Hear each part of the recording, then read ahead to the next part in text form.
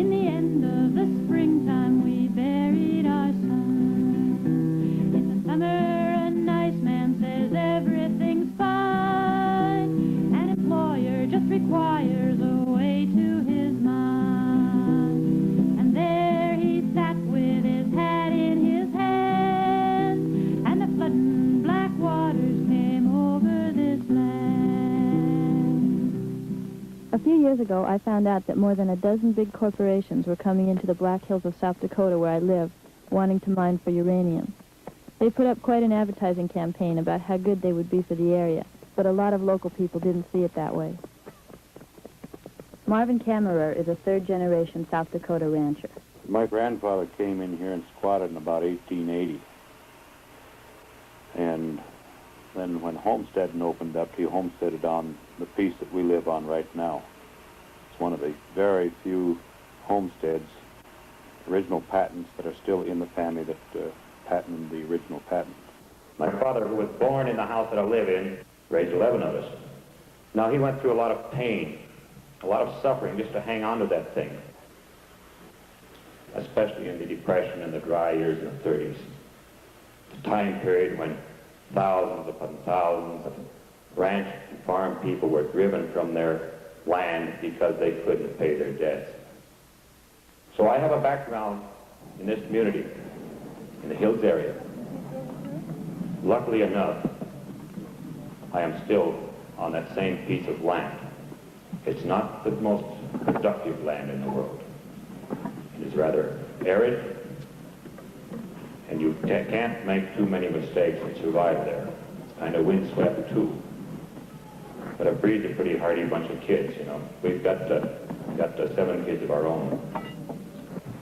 And hopefully, if I ever reach my father's age, that I'll be able to have grandchildren and great-grandchildren. We do have one grandchild. Dudley Blanca is a company man who was sent to the Black Hills by Union Carbide Corporation to do public relations work. Dudley had been stationed in a lot of different places before coming here. He'd been everywhere from Arkansas to the gas hills of Wyoming to Ghana, West Africa to Zimbabwe. Every place I've ever been, I'm willing to stay.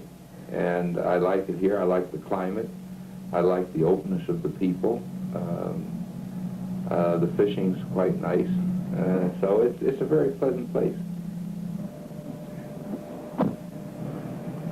I spend a lot of time in hot springs, and Deadwood area with Homestake and visiting them, and I take a lot of plane trips. And so I figured that Custer would be centrally located. Now I'm approximately an hour away from everything. And besides that, we have people with the corporation living in Edgemont and Hot Springs. We have been trying to educate the general public on what our operation is. We have brochures that we've put out, facts about Union Carbide in South Dakota, some commonly asked questions about Union Carbide's uranium mining projection in South Dakota, and a backgrounder on radiation. We have these things that we pass around. I try to talk to as many groups as I can, because we find that an awful lot of people have misconceptions about radiation and mining in general.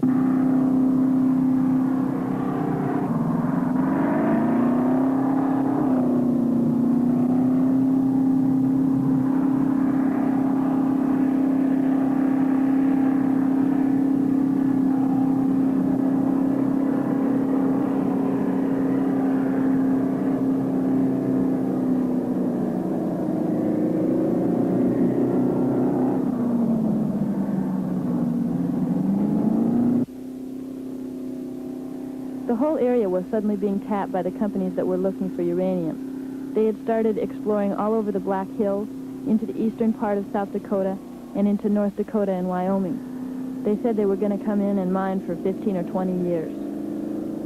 Marv thought the new development would do more harm than good. Uranium mining is a short-life process. It's going to give us obligations to pay school bonds to support the increased enrollments in schools due to the fact that people are coming looking for jobs and bringing their families.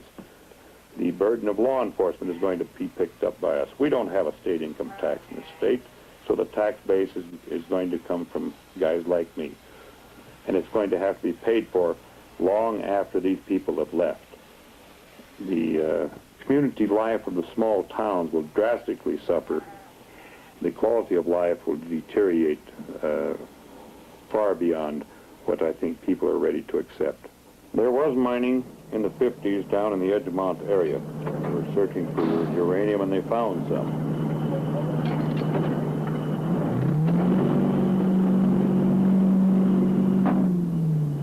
But the price of uranium ore did not increase, so those small operators who started those mines quit mining in that area. However, the price of uranium ore has gone up considerably. So that means the big boys are now looking to come in and use intensive mining methods to extract the ore from the ground. We've got to realize when we talk about mining that we have residues laying around. And they're still laying there almost 30 years later. TVA is supposed to take up the responsibility of removing and burying these tailings. But as of yet, no action has taken place. The tailings are still there. Some of these tailings found their way into the town of Edgemont, where they were used as backfill and the like for in their building projects. Most of the tailings still are in a pile that was deposited there in the 50s. They blow with the wind, they wash with the water, they end up in the Cheyenne River drainage. These tailings piles are about 85% radioactive, and they emit a gas called radon's daughters, which goes up into the air, and through the process it ends up in the form of lead-210. When rains and snow fall, it carries particles down to the grasses, who take it in their systems, and you use it for grazing, so you're contaminating the whole cycle. Your livestock get contaminated, and over a period of time, we are creating a real problem for people who consume food grown in areas where uranium mining is a big thing. Dudley agreed that even 30 years later, the old underground uranium mines are still dangerous, but he wasn't too worried about it. There is no danger from radioactivity to the general public from a mining operation. The only possible danger to anybody from a uranium mine is to the miner himself if the mine is not ventilated. Frankly, some of the old underground mines are quite dangerous. We've checked 2 or 3 very high levels of radiation, that if a hunter was out there in a bad rainstorm and he ducked into one of these mines and spent a day, he got a pretty good dose of radiation. Well, I have a real worry in that uranium mining, or any mining anywhere, generally has a large effect on the local water supply. Either by, it might poison it, or they might de-water reservoirs that lie underground that people rely on to supply their wells with, or towns, their communities for their water. It's one of the issues, I think, here. In other words, this can affect the underground stream. Very much so. And it also can contaminate it. The drainage out of the Black Hills goes across the state, too, and it could carry contaminants all across the state. It could, and at this time, we're not too sure that maybe the Cheyenne is already carrying contaminants, as with the case of the Belle Fourche, when Whitewood Creek was carrying the waste of the lead Homestake mine. They were dumping mercury and stuff in there, and that was contaminating the fish and other things down there. Uranium is the most dangerous thing that's come along yet to contaminate everything. It not only contaminates the water and the soil, but then it gets into the air and floats around, and it doesn't take much of that to do you in.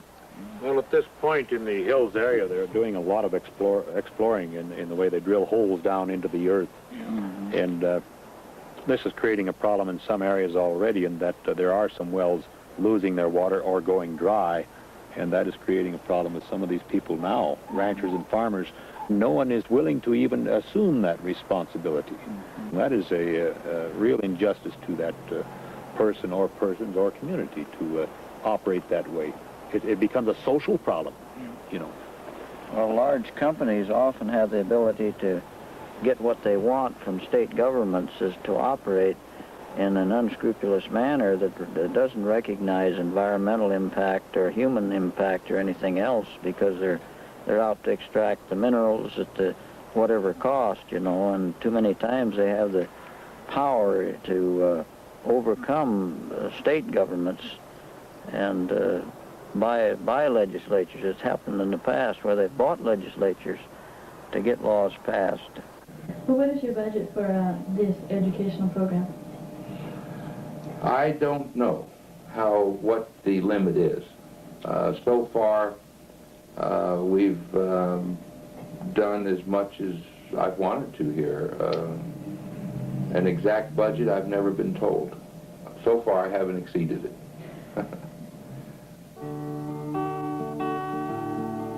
Well, this medicine show rolled into town and sold the people quite a story of how he was gonna make 'em rich, bring 'em lots of fame and glory.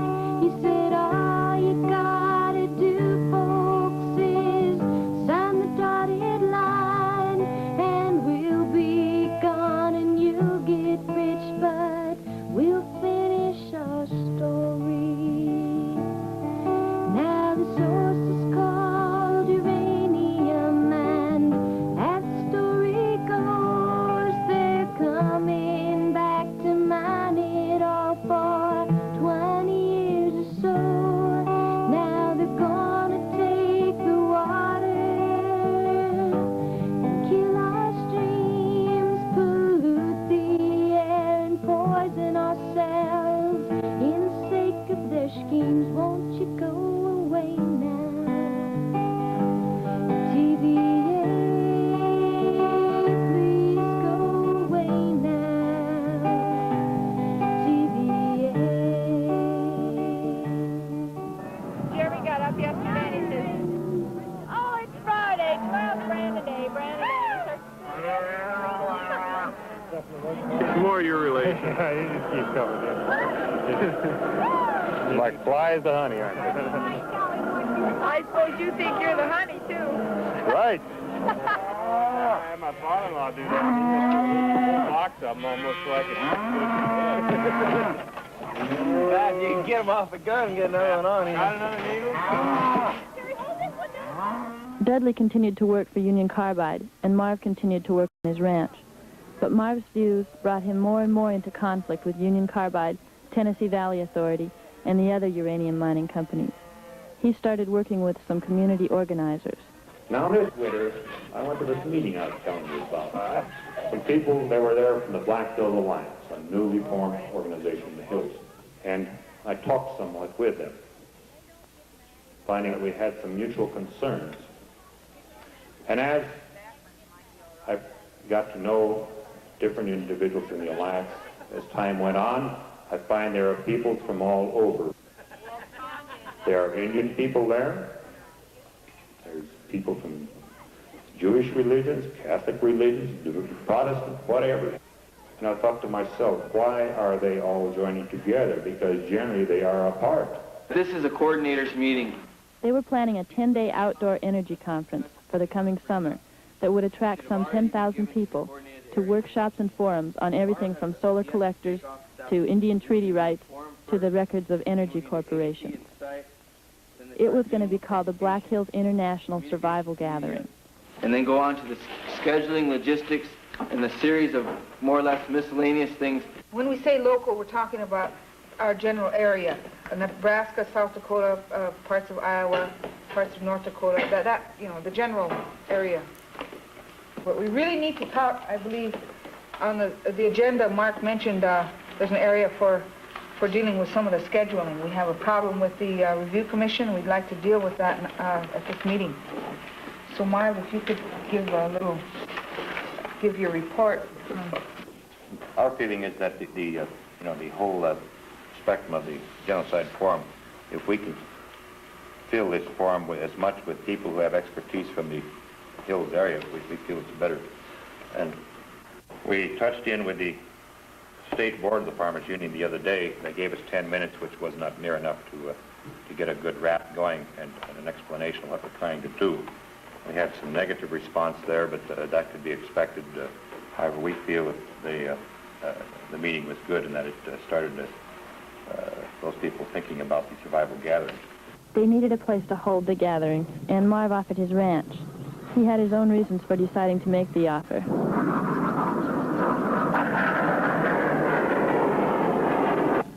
Ellsworth Air Force Base adjoins the ranch over the ridge on the south, and it is one of the #1 SAC 52 bases in the nation. They just store nuclear bombs and nuclear warheads. It's not a very pleasant thing to think about, but it's there. I had just a few mixed emotions about it. The first night I made the decision that one of those big B-52 bombers flew over about that time and erased any doubt as to whether I had made the right decision or not. They were already getting the site together for the gathering when the county health commissioner, with help from the state attorney general, tried to get an ordinance passed that would block the gathering for health reasons.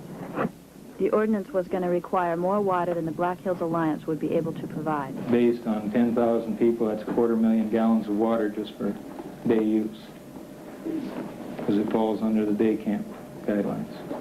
That's an awful lot of water. As I understand it, they're going to have to truck it in. Well, I think they're prepared now to answer anything that the states require. If they're not, we should stop that then. Is that what you're saying? If they don't. That's just what the requirements are. You have something? Yeah, I'm Homer Ayers, and we're going to the meeting, and we're going to take water with us, so that gallon of water we drink, we'll have it. And I think anybody that comes there is going to have water with them. That'd be probably campers. So I think you don't want to get scared about not having enough water. The inebriated, drug, high person are the ones that we're concerned about. We're not concerned about you or Marv or anybody else that's coming to this meeting. This is not going to be an American Legion convention, and I've been around them. It's not going to be a Stockroyers convention. I've been around them too.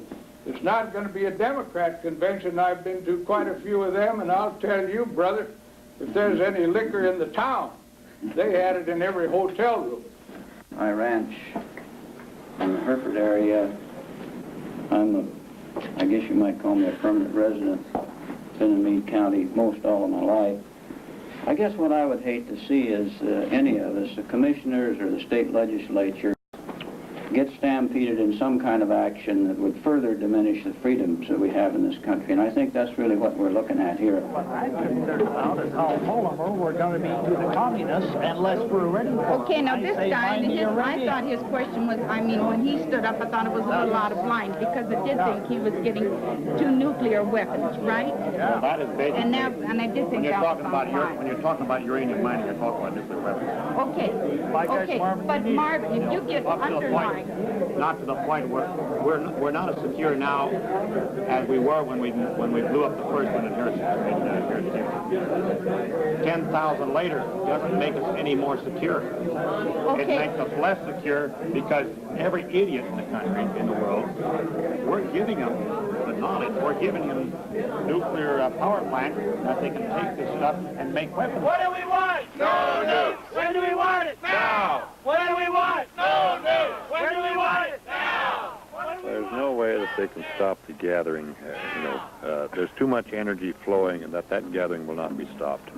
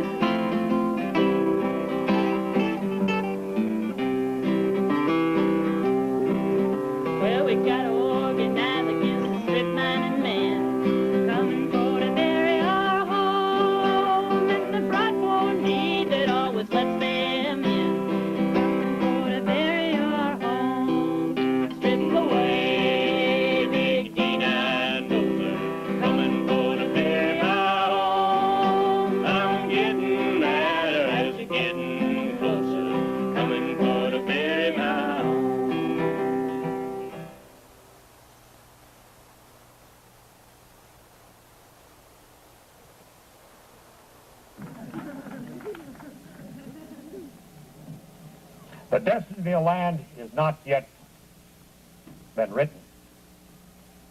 I don't like what we're doing to the land. And that is why we are here. That the people, you and I, of all colors and origins, will come out of this gathering with an appreciation of one another and a direction to those who think they can control us, that we are going to have a say in how the land and the resources are being used. So with open arms and great hope, I welcome you to the Amaranth, land of the Lakota, land of all of us. Thank you.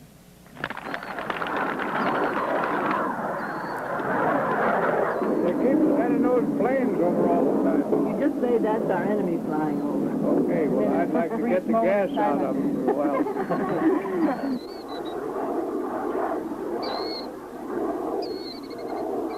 I would like to just go back in the history of movements a little more. There's a heroic history of curbing and getting something and saving some of the democratic heritage of America. This is another thing I wish you historians would go into. This meeting to me is so marvelous. This is one of the great moments in our history, I think, right here, that we are experiencing. I'm sure you all know this and feel this, probably in many ways that I do not know, and I want to learn. But this is a tremendous movement of knowing our past history and putting our struggles together. The Philippines is right now building its first nuclear power plant, and South Korea's got 8 plants. 7 of them are Westinghouse plants. The other one is Can-Do. All of them are financed by the U.S. Export-Import Bank. And if we're not just going to talk rhetoric about not allowing uranium mining in the South Dakota, then we have to deal with this issue. What are we going to do to stop the mining between now and then? I think we've got to somehow come to a statement there, along with the water, because the water is important not only to me, it's important to you, and it's certainly important to the Indian population.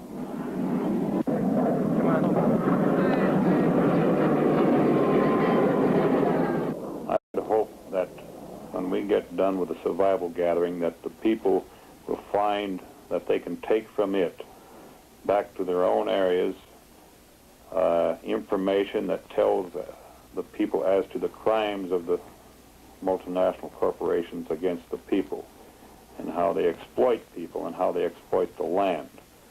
I would like to also see come out of the survival gathering a showing of how the destruction of the Indian culture parallels the destruction, the now going on destruction of the family farm and ranch culture, which ties right in with the destruction of the small business on Main Street. It will teach people how to live a different lifestyle than we're living now without necessarily making it painful.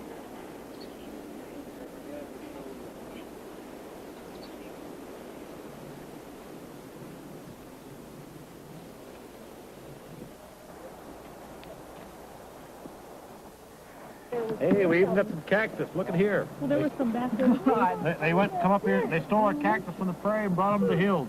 Look at this. Look at this. What a bunch of honyarkers.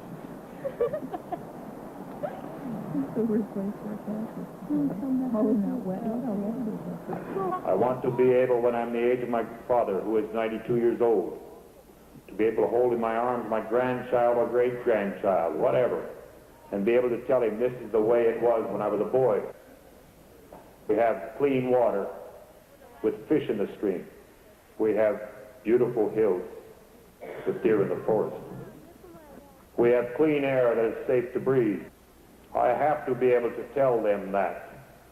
Because if I can't tell them that, I've got to tell them that I failed, that my life is a failure. And worse yet, if I should sit at home and do nothing, not accepting my responsibility to my family and my community, then I would have been a bigger failure. I hope that I do not have to tell them that. Well, I ain't got much money or much of a home. I own my own land, but my land's not my own. But if I had 10 million somewhere thereabouts, I'd buy Custer County and run 'em all out. Then I'd sit down on my back porch with a plate